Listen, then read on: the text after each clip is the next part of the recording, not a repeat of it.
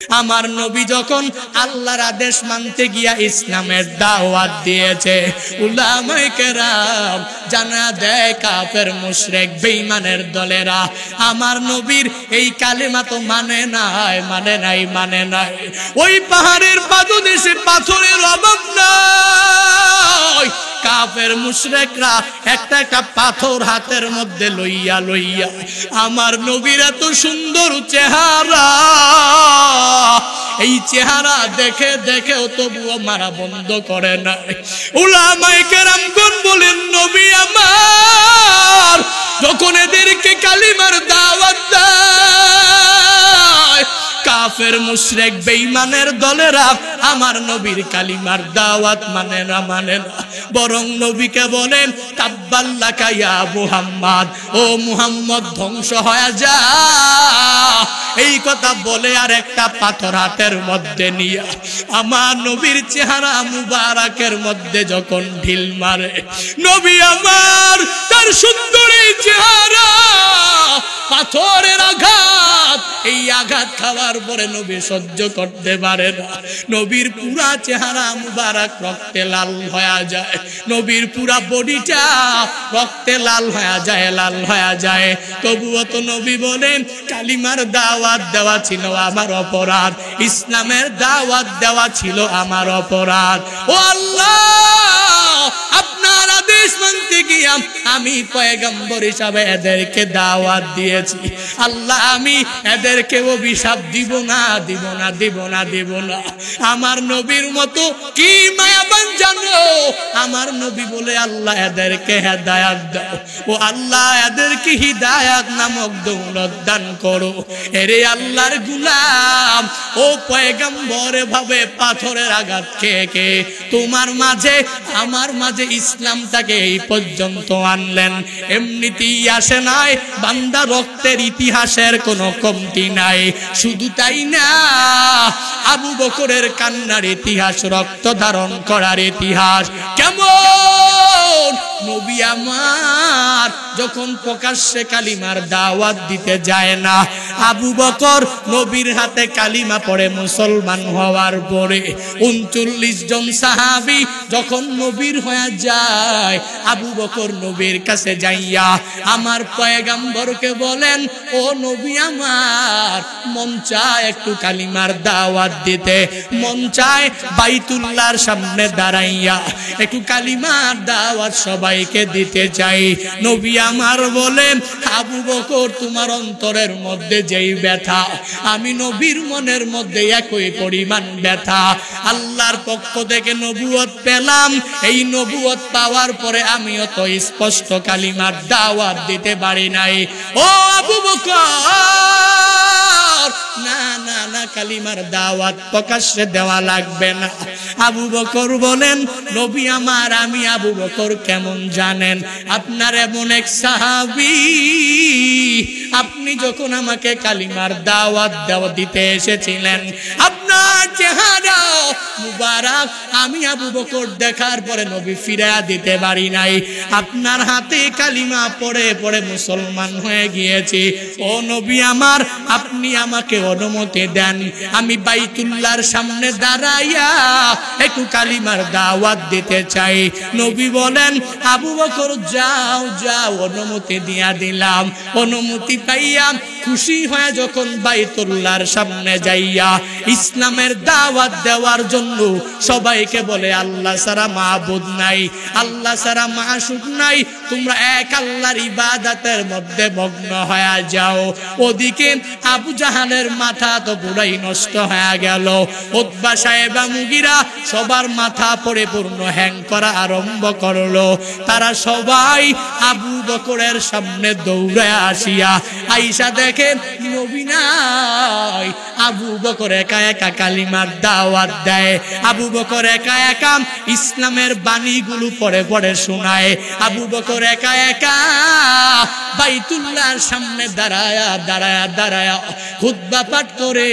আবু জাহাল মানতে পারে না, উতবা সাহেবা মুগিরা আবু বকরের এই কার্যকলাপ দেখতে পারে না। ওই মক্কার উত্তপ্ত বালুকাময় জমিন ওই জমিন থেকে একটা পাথর হাতের মধ্যে নিয়ে যখন আবু বকরের উপর ঢিল মারে, আবু বকর পাথর থেকে সরে যেতে পারে নাই। আবু বকরের কপালের মধ্যে যখন পাথরটা গিয়া পড়ে, পড়তে দেরি ধাম ধাম করে ঝরঝর করে রক্তগুলো বের হয়ে যায়, পুরা বডিটা আবু বকরের লাল হয়ে যায়। আর আবু বকরকে বলে, ও আবু বকর, কালিমার দাওয়াত প্রকাশ্যে দিতে পারবি না, যদি দাও তাহলে ইসলামের দাওয়াত দেওয়া বন্ধ করে দেব, তোমার ধর্ম উপরে ফেলবো। ও আবু বকর, প্রকাশ্যে দাওয়াত দিতে পারবা না, পারবা না। এই কথা যখন বলে, আবু বকর বলে, না না না না, আমি তো আমার ইসলাম আমার নবীর হাতে পরিপূর্ণ কবুল করেছি, আমার পয়গম্বরের হাতে আমি কালিমা পড়ে পড়ে মুসলমান হয়েছি। তোমরা যতই আমাকে মারধর করো, যতই আমাকে আমার শরীর থেকে রক্ত ঝরাও, আমি আবু বকর এক সেকেন্ডের জন্য কালিমার দাওয়াত দেওয়া বন্ধ করব না।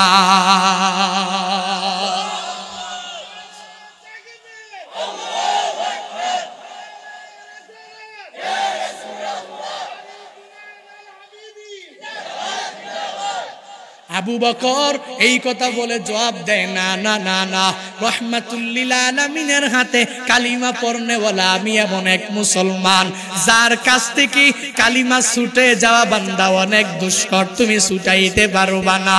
এই কথা বলার পর আবু বকরকে এরা এত মেরেছে, দাঁড়ানো থেকে শায়িত অবস্থায় পড়ে গেছে, ওখানেও ছাড় দেয় না।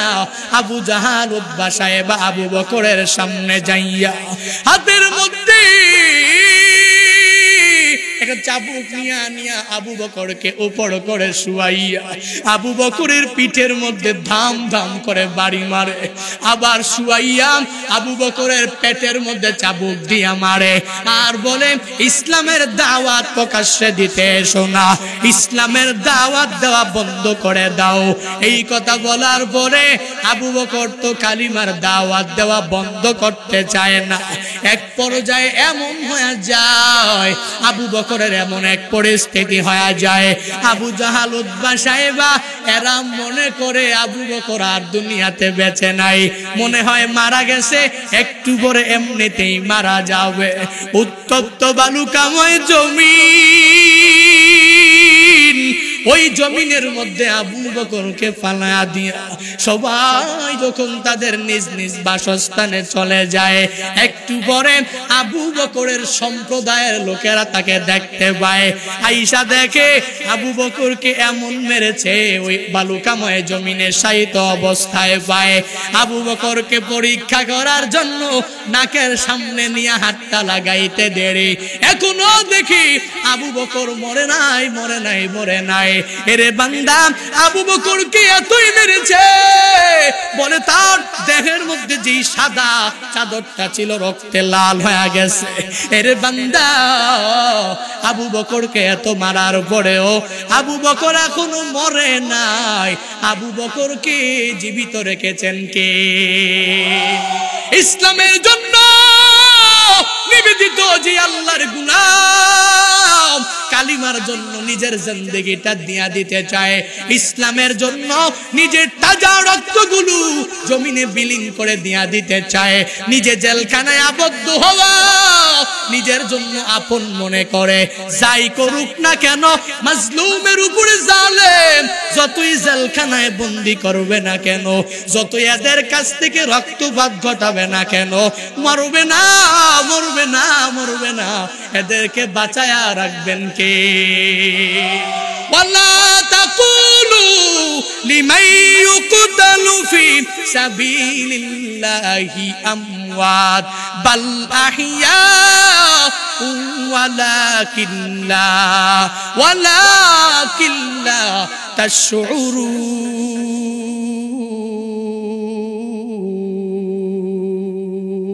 হেরা গুহা থেকে রহমাতুল্লিল আলামিনের মাধ্যমে ইসলামের উৎপত্তি বান্দা কেমনে হয়ে গেল। আমি আজ, তুমি আজ এই কোরআনের সুন্দরভাবে নুসখাটা পেয়ে পেয়ে কেমনে পড়ি আর এখান থেকে কিভাবে আমল করি। রহমাতুল্লিল আলামিন হেরা গুহার মধ্যে নবুয়তের আগে আগে নবী আমার যে ওখানেই ধ্যান করতেন, সর্বাবস্থায় ধ্যান করতেন। নবী আমার নিজে ধনী হওয়ার জন্য ওখানে ধ্যান করেন নাই, নিজের টাকাওয়ালা হওয়ার জন্য ধ্যান করেন নাই। নবী আমার ধনী হওয়ার জন্য, দুনিয়া পাওয়ার জন্য ওখানে যায় ধ্যানের মধ্যে মগ্ন থাকে নাই। কেন করেছেন? রহমাতুল্লিল আলামিনের মনের মধ্যে পরিপূর্ণ ব্যথা ছিল, রহমাতুল্লিল আলামিনের অন্তরের মধ্যে ব্যথা ছিল। কেমন ব্যথা? নবী আমার মক্কি জীবনের মধ্যে থাকার পরেও নবীর মনে মনে অনেক চিন্তা। আমি এখানে পয়গম্বর হিসাবে এখনো নির্বাচিত আমি হই নাই, তবে চিন্তা কেন? রহমাতুল্লিল আলামিন তো ছিল সিদ্দিক, যার উপাধি। নবী তো ছিল সত্যবাদী, আবার নবীকে বলতো সদিক আর আল আমিন উপাধি। আমার নবীর মতো আমানতদার মক্কি জীবনের মধ্যে কেউ ছিল না, কেউ ছিল না। তাহলে চিন্তা কেন? বলে এই বিশৃঙ্খল সমাজটাকে আমি কেমনে পরিবর্তন করতে পারি, এই সমাজটাকে আমি কিভাবে ভালো করতে পারি, এই চিন্তা নিয়া আমার পয়গম্বর যখন ধ্যান ধারণার মধ্যে মগ্ন হয়ে যায়, একদিন জিবরাইল আমার নবীর কাছে এসে নবীকে বলেন, ও মুহাম্মদ, ও পয়গম্বর, আপনি পড়েন ইকরা, আপনি পড়ুন। আমার নবী বলে মালা আল কারি, আমার নবীকে বলে আপনি পড়ুন, বলে আমি তো পড়তে পারি না। আবার বলেন ইকরা, বলে না না আমি তো পড়তে জানি না। আবার যখন বলেন ইকরা, আমার নবী বলেন আমি তো পড়তে পারি না, পারি না। তার উপরে বারংবার ইসলামের সূচনা লগ্নে যখন আমার পয়গম্বরকে জিবরাইল যখন বললেন আপনি পড়েন পড়েন পড়েন, তখনই আমার পয়গম্বরকে চাপ দেওয়ার পরে তখনই নবী আমার বলা আরম্ভ করলেন, ইকরা বিসমি রাব্বিকাল্লাযী খলাক, খলাকাল ইনসানা মিন আলাক, ইকরা ওয়া রাব্বুকাল আকরাম আল্লাযী আল্লামা বিল কলাম, আল্লামাল ইনসানা মা লাম ইয়ালাম। হযরত জিবরাইল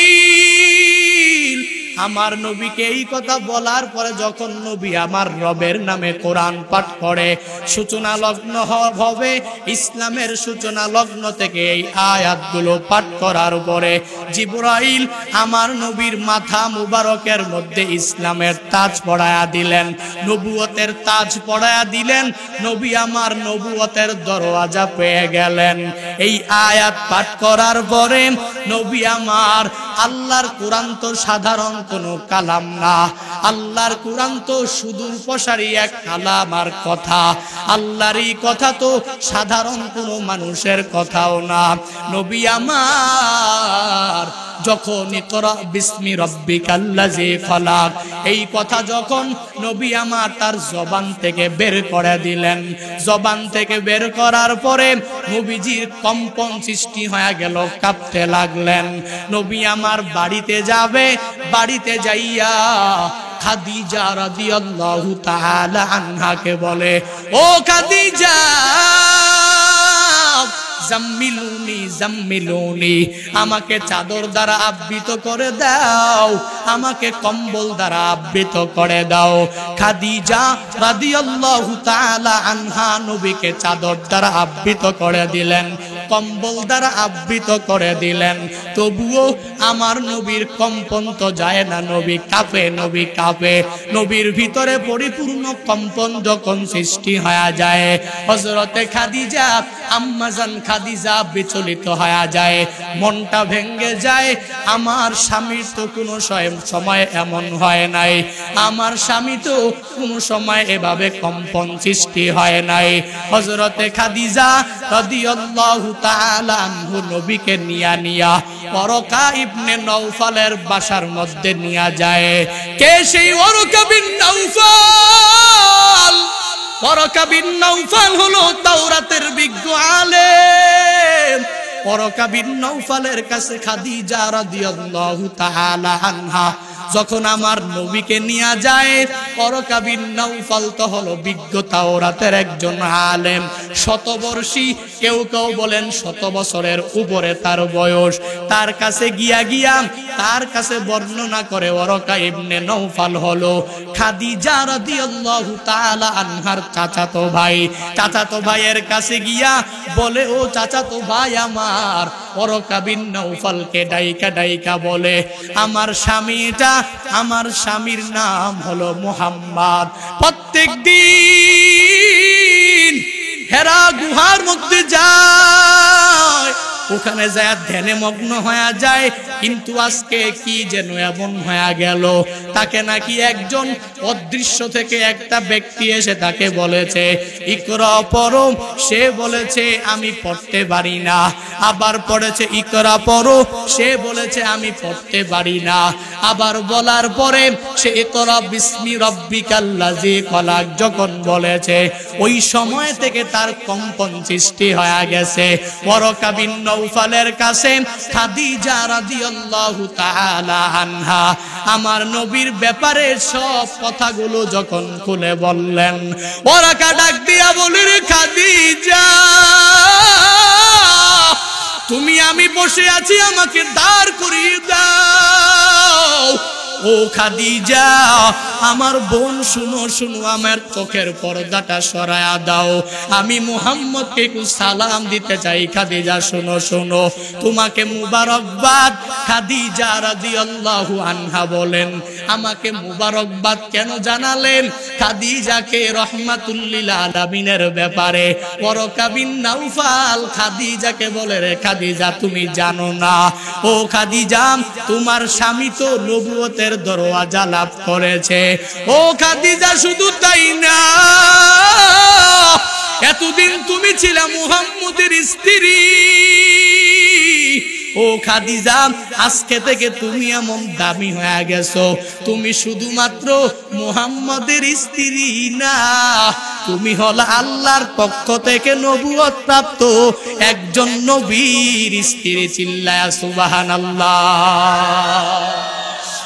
ইমামুল আউয়ালিন আল আখিরিন বহরে সদকা রহমাতাল লিল আলামিন, শুদ্ধ ওজুদাস রহমাতাল লিল আলামিন, মসজিদে ও শুদ্ধ হামারো এ জমিন, সৈয়দুল কাউনাইন খতমুল মুরসালিন, আখিরামদ হুদ ফখরুল আউয়ালিন।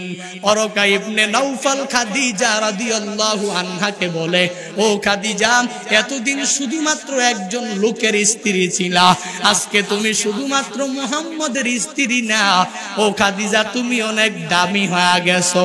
এরে বান্দা, খাদিজা রাদিয়াল্লাহু আনহা কতটা দামি হয়েছে জানো?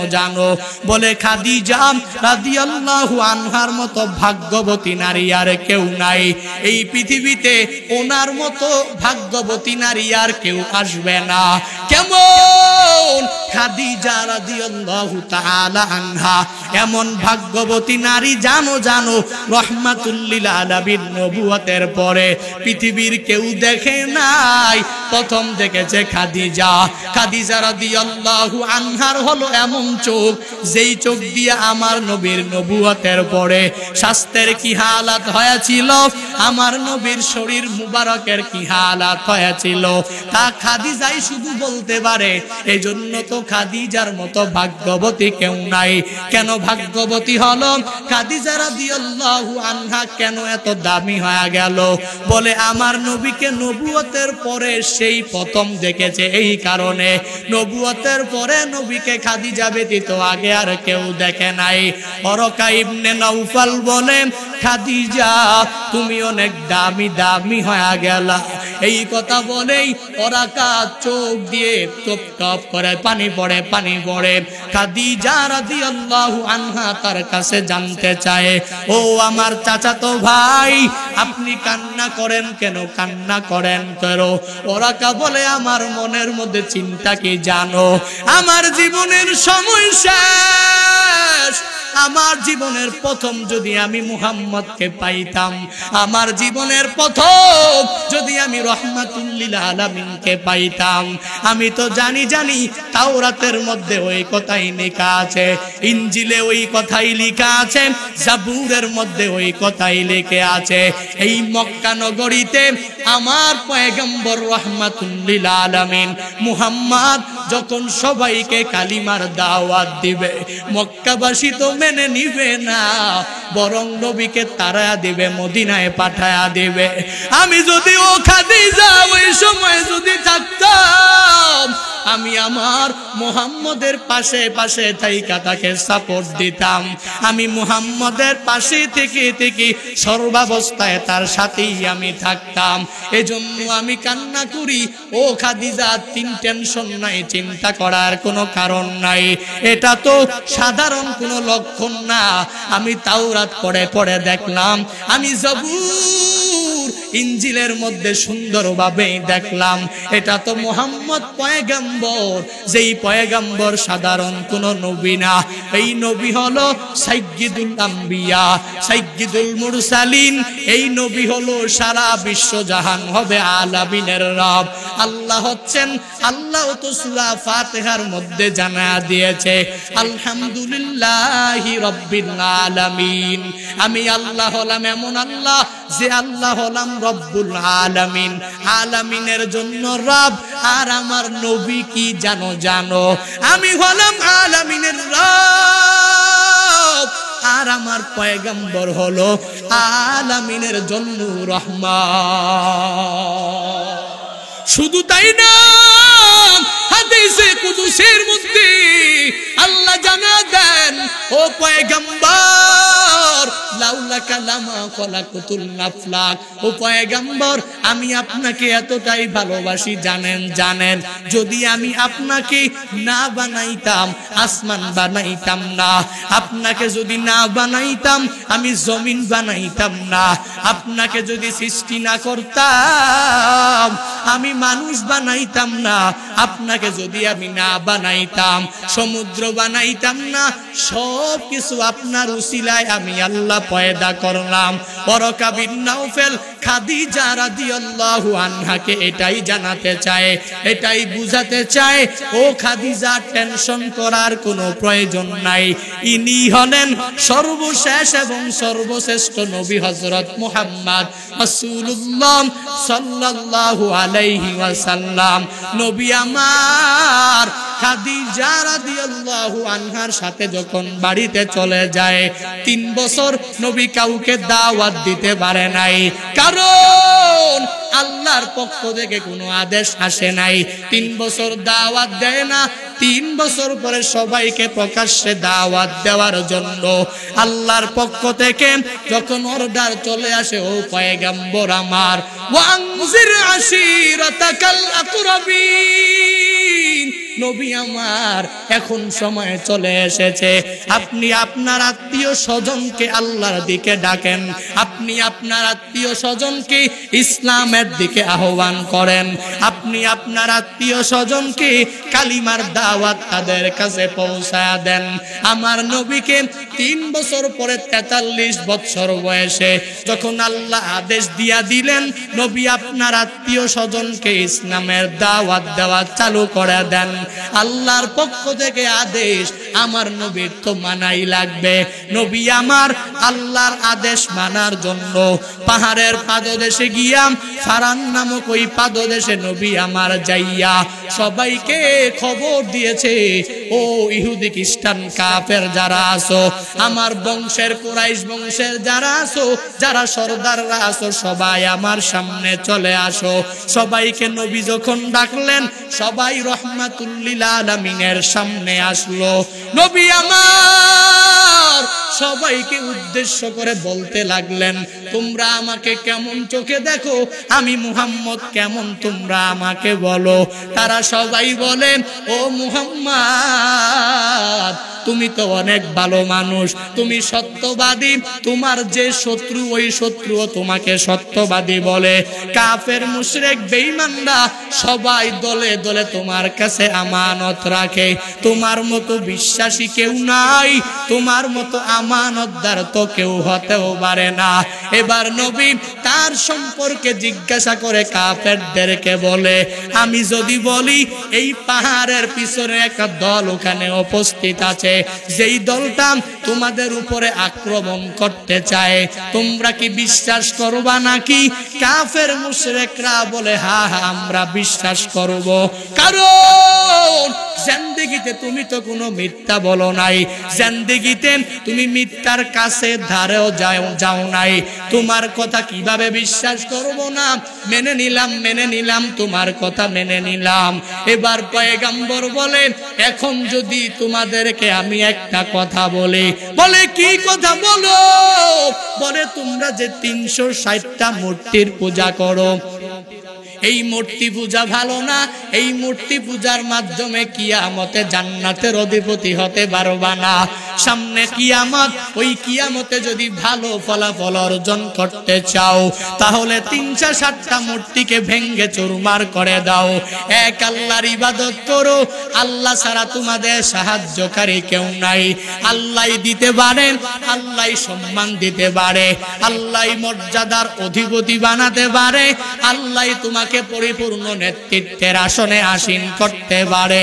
নবী আমার আল্লাহর পক্ষ থেকে আদেশ পাওয়ার পরে সবাইকে বলে, ইয়া আইয়ুহান নাস কুলু লা ইলাহা ইল্লাল্লাহ, হে মানব জাতির দল, তোমরা বলো আল্লাহ ছাড়া কোনো মাহবুদ নাই, আল্লাহ ছাড়া কোনো মাশুক নাই, আল্লাহ ছাড়া ইবাদত পাওয়ার যোগ্য আর কেউ নাই।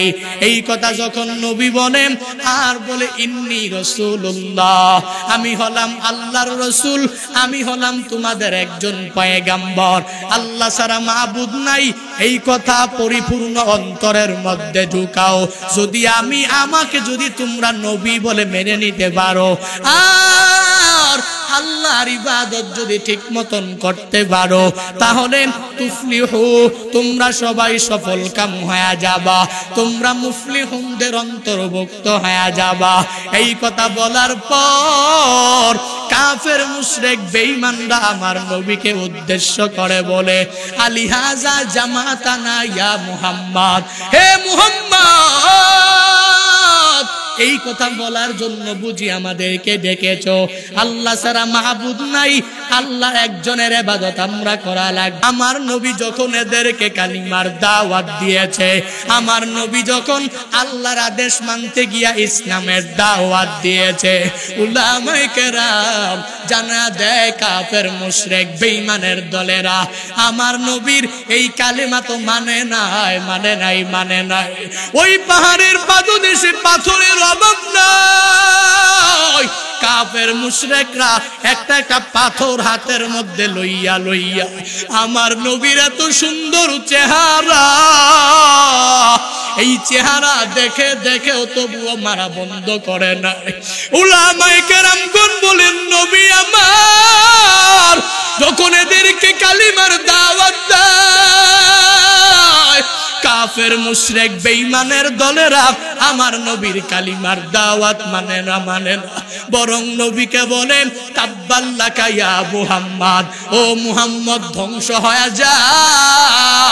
এই কথা বলে আর একটা পাথর হাতের মধ্যে নিয়ে আমার নবীর চেহারা মুবারকের মধ্যে যখন ঢিল মারে, নবী আমার তার সুন্দর এই চেহারা পাথরের আঘাত, এই আঘাত খাওয়ার পরে নবী সহ্য করতে পারে না, নবীর পুরা চেহারা মুবারক রক্তে লাল হয়ে যায়, নবীর পুরা বডিটা রক্তে লাল হয়ে যায়। তবুও তো নবী বলেন, কালিমার দাওয়াত দেওয়া ছিল আমার অপরাধ, ইসলামের দাওয়াত দেওয়া ছিল আমার অপরাধ। ও আল্লাহ, আপনার আদেশ আদেশ মানতে গিয়া আমি পয়গম্বর হিসাবে এদেরকে দাওয়াত দিয়েছি। আল্লাহ আমি এদেরকে অভিশাপ দিব না, দিব না, দিব না, দিব না। আমার নবীর মতো কি মায়াবান জানো? আমার নবী বলে আল্লাহ এদেরকে হেদায়াত দাও, ও আল্লাহ এদেরকে হিদায়াত নামক দৌলত দান করো। এরে আল্লাহর গোলাম, ও পয়গম্বর ভাবে পাথরের আঘাত খেয়ে খেয়ে তোমার মাঝে আমার মাঝে ইসলামটাকে এই পর্যন্ত আনলেন। এমনিতেই আসে নাই, বান্দা রক্তের ইতিহাসের কোনো কমতি নাই। শুধু তাই না, আবু বকরের কান্নার ইতিহাস, রক্ত ধারণ করার ইতিহাস কেমন? নবী আমার যখন প্রকাশ্যে কালিমার দাওয়াত দিতে যায় না, আবু বকর নবীর হাতে কালিমা পড়ে মুসলমান হওয়ার পরে 39 জন সাহাবী যখন নবীর হয়ে যায়, আবু বকর নবীর কাছে যাইয়া আমার পয়গম্বরকে বলেন, ও নবী আমার, মন চায় একটু কালিমার দাওয়াত দিতে, মন চায় বাইতুল্লাহর সামনে দাঁড়াইয়া একটু কালিমার দাওয়াত সবাইকে দিতে চাই। নবী আমার বলেন, আবু বকর তোমার অন্তরের মধ্যে যেই ব্যথা, আমি নবীর মনের মধ্যে একই পরিমাণ ব্যথা। আল্লাহর পক্ষ থেকে নবুয়ত পেলাম, এই নবুয়ত পাওয়ার পরে আমিও তো স্পষ্ট কালিমার দাওয়াত দিতে পারি নাই। ও আবু বকর, না না না, কালিমার দাওয়াত প্রকাশ্যে দেওয়া লাগবে না। আবু বকর বলেন, নবী আমার, আমি আবু বকর কেমন জানেন? আপনার এমন এক সাহাবী, আপনি যখন আমাকে কালিমার দাওয়াত দিতে এসেছিলেন, আপনার চেহারা মুবারক আমি আবু বকর দেখার পরে নবী ফিরিয়ে দিতে পারি নাই। আপনার হাতে কালিমা পড়ে পড়ে মুসলমান হয়ে গিয়েছি। ও নবী আমার, আপনি আমাকে অনুমতি দেন, আমি বাইতুল্লাহর সামনে দাঁড়াইয়া একটু কালিমার দাওয়াত দিতে চাই। নবী বলেন, আবু বকর যাও যাও, অনুমতি দিয়া দিলাম। অনুমতি পাইয়া খুশি হয়ে যখন বাইতুল্লাহর সামনে যাইয়া ইসলামের দাওয়াত দেওয়ার জন্য সবাইকে বলে, আল্লাহ ছাড়া মাবুদ নাই, আল্লাহ ছাড়া মাশুক নাই, তোমরা এক আল্লাহর ইবাদতের মধ্যে মগ্ন হয়ে যাও। ওদিকে আবু জাহালের মাথা তো পুরাই নষ্ট হয়ে গেল। উতবা সাহেবা মুগিরা সবার মাথা পরিপূর্ণ হ্যাং করা আরম্ভ করলো। তারা সবাই আবু বকরের সামনে দৌড়ে আসিয়া আইসা দেখে নবী নাই। আবু বকর একা একা কালিমার দাওয়াত দেয়, আবু বকর একা একা ইসলামের বাণীগুলো পড়ে পড়ে শোনায়।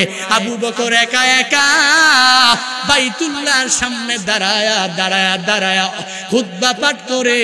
আবু জাহাল মানতে পারে না, উতবা সাহেবা মুগিরা আবু বকরের এই কার্যকলাপ দেখতে পারে না। ওই মক্কার উত্তপ্ত বালুকাময় জমিন, ওই জমিন থেকে একটা পাথর হাতের মধ্যে নিয়ে যখন আবু বকরের উপর ঢিল মারে, আবু বকর পাথর থেকে সরে যেতে পারে নাই। আবু বকরের কপালের মধ্যে যখন পাথরটা গিয়া পড়ে, পড়তে দেরি ধাম ধাম করে ঝরঝর করে রক্তগুলো বের হয়ে যায়। পুরা বডিটা আবু বকরের লাল হয়ে যায়। আর আবু বকরকে বলে, ও আবু বকর, কালিমার দাওয়াত প্রকাশ্যে দিতে পারবি না? যদি দাও তাহলে ইসলামের দাওয়াত দেওয়া বন্ধ করে দেব, তোমার ধর্ম উপরে ফেলব। ও আবু বকর, প্রকাশ্যে দাওয়াত দিতে পারবা না, পারবা না। এই কথা যখন বলে, আবু বকর বলে, না না না না, আমি তো আমার ইসলাম আমার নবীর হাতে পরিপূর্ণ কবুল করেছি, আমার পয়গম্বরের হাতে আমি কালিমা পড়ে পড়ে মুসলমান হয়েছি। তোমরা যতই আমাকে মারধর করো, যতই আমাকে আমার শরীর থেকে রক্ত ঝরাও, আমি আবু বকর এক সেকেন্ডের জন্য কালিমার দাওয়াত দেওয়া বন্ধ করব না।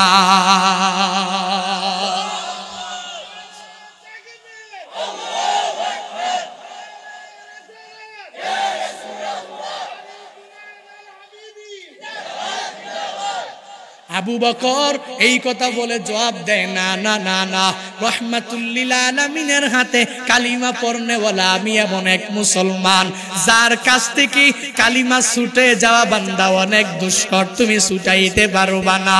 এই কথা বলার পর আবু বকরকে এরা এত মেরেছে, দাঁড়ানো থেকে শায়িত অবস্থায় পড়ে গেছে, ওখানেও ছাড় দেয় না। আবু জাহাল উতবা সাহেব আবু বকরের সামনে যাইয়া হাতের মধ্যে একটা চাবুক নিয়া আবু বকরকে উপর করে শুয়াইয়া আবু বকরের পিঠের মধ্যে ধাম ধাম করে বাড়ি মারে, আবার শুয়াইয়া আবু বকরের পেটের মধ্যে চাবুক দিয়া মারে, আর বলে ইসলামের দাওয়াত প্রকাশ্যে দিতে এসো না, ইসলামের দাওয়াত দেওয়া বন্ধ করে দাও। এই কথা বলার পরে আবু বকর তো কালিমার দাওয়াত দেওয়া বন্ধ করতে চায় না। এক পর্যায়ে এমন হয়ে যায়, আবু বকরের এমন এক পরিস্থিতি হয়ে যায়, আবু জাহাল উতবা সাহেবা এরা মনে করে আবু বকর আর দুনিয়াতে বেঁচে নাই, মনে হয় মারা গেছে, একটু পরে এমনিতেই মারা যাবে। উত্তপ্ত বালুকাময় জমিন, ওই জমিনের মধ্যে আবু বকরকে ফালায়া দিয়া সবাই যখন তাদের নিজ নিজ বাসস্থানে চলে যায়, একটু পরে আবু বকরের সম্প্রদায়ের লোকেরা তাকে দেখতে পায়, আইসা দেখে আবু বকরকে এমন মেরেছে ওই বালুকাময় জমিনে শায়িত অবস্থায় পায়। আবু বকরকে পরীক্ষা করার জন্য নাকের সামনে নিয়ে হাতটা লাগাইতে দেরি, এখনো দেখি আবু বকর মরে নাই, মরে নাই, মরে নাই। এরে বান্দা, আবু বকরকে এতই মেরেছে বলে তার দেহের মধ্যে যে সাদা চাদরটা ছিল রক্তে লাল হয়ে গেছে। এরে বান্দা, আবু বকরকে এত মারার পরেও আবু বকর এখনো মরে নাই। আবু বকরকে জীবিত রেখেছেন কে?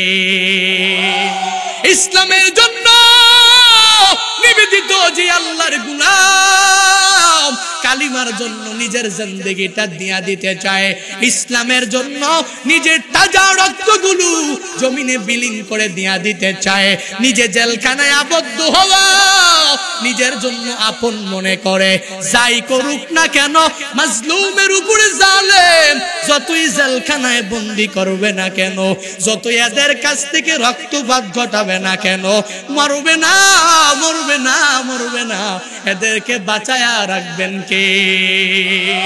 ওয়ালা তাকুলু লিমান ইউকতালু ফি সাবিলিল্লাহি আমওয়াত বাল আহইয়া ওয়ালাকিন লা তাশউরুন।